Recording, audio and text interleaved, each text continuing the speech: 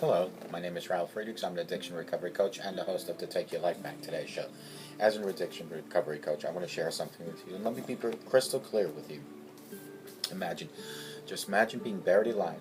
You're in a coffin, but you know you're not dead. You don't know how to get out of the coffin. You tried lifting the lid. The enormous weight upon the lid is preventing you from opening the coffin. You tried banging on the lid to unsettle the dirt that's upon the lid, so maybe someone might notice and start digging their way down towards you. That's what it's like to find yourself at the lowest point of alcohol and drug addiction. You know you need help, you know you can't do it on your own, but you don't know where to turn for help. In reality, there are people standing by your grave. You just don't know that. You just think you're going to die. Usually, though, people don't think about death when they're habitually abusing drugs and alcohol. In order to feed an addiction, you have to be great at repressing the fear of death.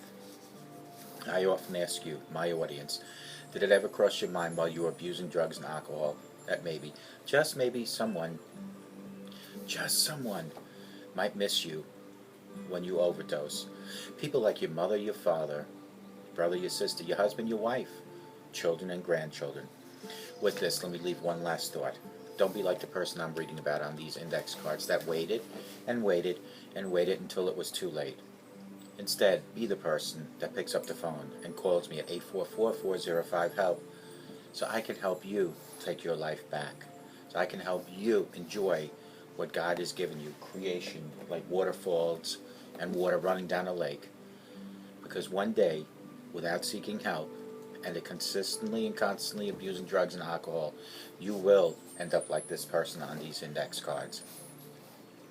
People like Larry, guys from the Geist Academy at 516-458-2741. Larry and I always tell folks like you, it doesn't matter where you came from, it doesn't matter where you've been. What matters is that you're here and you want help today. Larry Geist has over 30 years experience as an alcohol and drug addiction counselor and a life coach. But you have to reach out to him. Go to www.odysseyconsultant.org, or you can call me at 516-458-2741.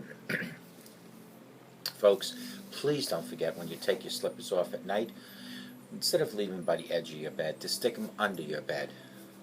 In the morning when you get up, go retrieve them. Look under your bed. Oh, there they are. Retrieve your slippers. While you're on your knees, send God a personal message. I choose to call it knee mail, K-N-E-E mail. Knee mail works just like an email, just like a phone call, just like a fax. It's your personal connection with your Holy Spirit, your God. You can say, God, thank you for another beautiful day that I can enjoy watching this waterfall and that water flowing. Because there's someone out there, God, that didn't wake up this morning. God, forgive me for my sins. God, have mercy. God, thank you for the food and the home and the family you provide to me. Then put on your slippers, get up, and walk with God 24/7. And you repeat this every night and every morning. Take your slippers off at night, stick them under your bed, pick them up in the morning, and do knee mail. Get a hold of God. Tell God how you feel. Because remember, all addictions, all problems, all depression issues, all low self-esteem are not curable by people like Larry and myself. We are just crutches to help you. They're only curable through the power of Christ. Let God help you, and we will help you. Get a hold of Larry Geist. Get a hold of myself. You can call me at 844-405-HELP, and together we will help you take your life back. Folks, I want to talk about 7 signs that a deceased loved one is trying to reach out to you.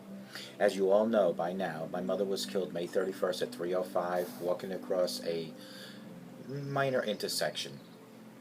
A truck tragically, violently ran over her. She moved on. She passed on. She's in God's arms. For some reason or another, I constantly feel like she's reaching out to me. So I decided to do this video. I wanted to talk about 7 signs that I know that she's reaching out to me, that I want to share with you. Signs that are so clear that if I had to guess, she is. The loss of a loved one is devastating, as I know. As part of a grieving process, we have so many unanswered questions, and we long to speak with the departed one once more. I said to my wife today, I wish I could just ask her what happened that day. In our grief, often we experience things that cannot be explained by rational minds. The supernatural or paranormal experiences that we may encounter are interpreted by others as coincidence, but they feel differently to us. We are hopeful that our loved one is reaching out to us by letting us know they're okay. The existence of a human spirit after death has religious implications. Whether you believe in the afterlife or not, sometimes there is no explanation for experiences that we have that seem to be connected to our deceased loved ones. 7 telling signs a deceased loved one is reaching out to you. And here they are. Number 1, dreams. Having dreams of your loved one is natural, since you may have many memories of them. If you are able to recall your dreams upon waking, jot down those details so you can remember in the notebook. What meaning can you gather from the details of your dream? Is there a message that your loved one is trying to send you? When you are unconscious, after death, communication can also be experienced as an out-of-body experience, whether you are asleep, awake, or meditating. These may seem very vivid, and your loved one may seem to glow with light. Sometimes there is like lucid dreaming, when you are aware that you are dreaming and can control what happens in that dream. Number 2, random thoughts. When your thoughts suddenly shift from one subject to your loved one, and then that can be a sign that they are reaching out to you. The fact that your thoughts are about your loved one is significant, as they are with me all day. Embrace those thoughts as you would your loved one and relive the memory of them. It is natural to experience emotions along with those thoughts. Number 3, unusual occurrences. When something moves on its own, when no one is even near you, this seemingly unexplained movement could be attributed to your deceased loved one. If you place that object back again and it again moves without any explanation, you may be more certain of it. Lights flickering, the phone ringing, or animals behaving strangely can be all signs that your loved one is communicating in whatever way they can. Your loved one is making their presence known to you by getting your attention. Number 4, physical reminders. An object that reminds you of a uniquely special moment between you and your loved one is revealed once again to you. For an example, you see a black feather lying across your path as you walk down a sidewalk, which reminds you of the time that you and your deceased loved one both watched The Crow in your pajamas on Halloween. That could be a sign. This type of specific physical object, which holds meaning to you, could easily be interpreted as by anyone else as coincidence. The fact that it happened to you and it brought to mind your loved one means that they are reaching out to you. Otherwise, it would have reminded you of how you always liked The Raven by Edgar Allan Poe. Number 5, sensations. Physical sensations on your body, such as tingling, the hairs on your skin rising up, or the feeling of breeze when there is none, can all be signs of the departed loved one contacting you.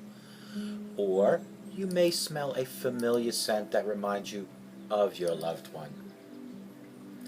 Number 6, hallucinations. Seeing things that aren't there can be a scary experience, since we usually associate this with mental illness.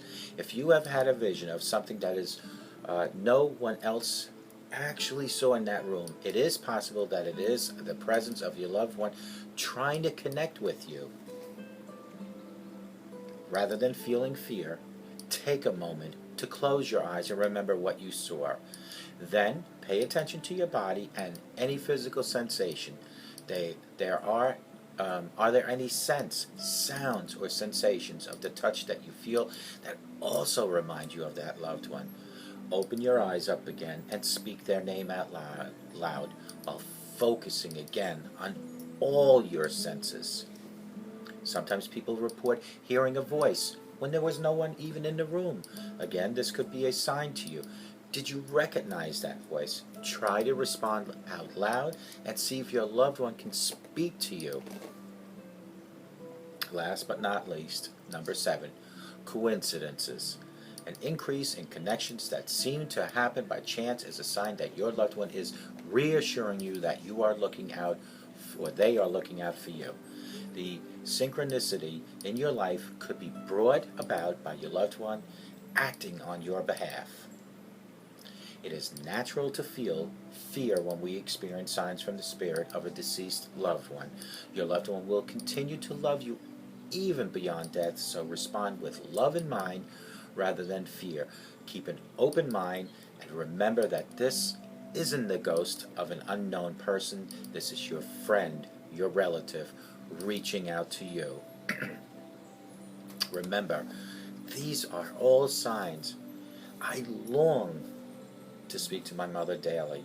I long to say, Mama, what happened that particular day? I constantly, every morning, when I do my email, ask God to protect my mother, to have my mother show me signs that she is aware of our presence down here on earth. The pain will never depart my feeling, my inner feelings. The pain that I feel, that I wasn't there to protect her during the time of her tragic, violent accident. But yet, the knowledge of knowing that she's with Jesus Christ and I'm here waiting to one day meet again is enough to keep me going and something to look forward to.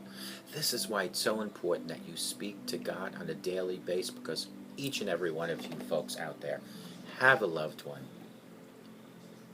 I was saying to my wife today, had my mother died from an illness and we were waiting and preparing, it would be so much easier to deal with. But the fact is that at 1:47, she was at Stop and Shop at Shirley buying something. The receipt was found by a detective, The receipt was found by a detective. And then at 3:05, crossing Roberts Road, which is a cross street off William Floyd Parkway in Shirley, New York, she was violently, tragically run over by a truck. Did she have any pain? One of my questions. Was she aware of what happened? I'll never know the answers unless my mother, through God, sends me a sign, one of these 7 signs we just spoke about. I hope this gives you a little clarity of the afterlife of a loved one that's gone. If the sign should ever come my way, I'll be prepared and waiting for it. In the meantime, I keep going in life. I do what I do every day. I thank God for another day to enjoy what's behind me. Waterfalls and lakes running and all that beautiful nature outside, until I see my mother again. Folks, I hope you enjoyed this segment. Until next time, call me, 844-405-HELP. Let me help you take your life back.